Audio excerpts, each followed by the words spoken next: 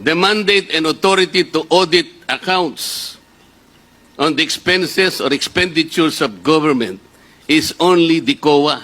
I am raising a constitutional issue before this committee, Mr. Chair. We cannot arrogate upon ourselves the principal mandate reposed to the COA. It is the Constitution itself which gave them that responsibility, that authority and mandate. Where in Article 7 of the Philippine Constitution, which is the grant of legislative power, can this committee arrogate upon itself that particular mandate? I would like that question to be answered, Mr. Chair. Thank you, Congressman Marcoleta.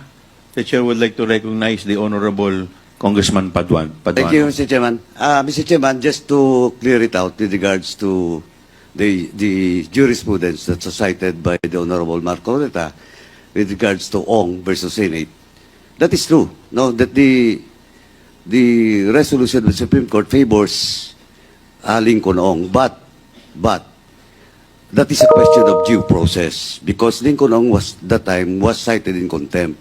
Now, question the case of Mr. Chair, I directed Andale the question to you. I am not yet finished my manifestation or answer to the query of the Honorable Marcoleta. Mr. Chairman. Mr. Please Chair, wait was to be the recognized. Honorable... Congressman Marcoleta, wait to Chairman. be recognized. Mr. Chairman, I have all the Mr. right. Chair, Paduano, you the have question was addressed to... In respect to the Chair, I'd like the Chair to answer.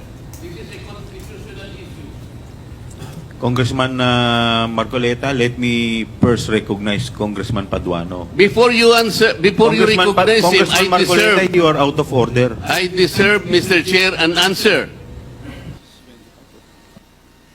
1 minute suspension is declared by the Chair.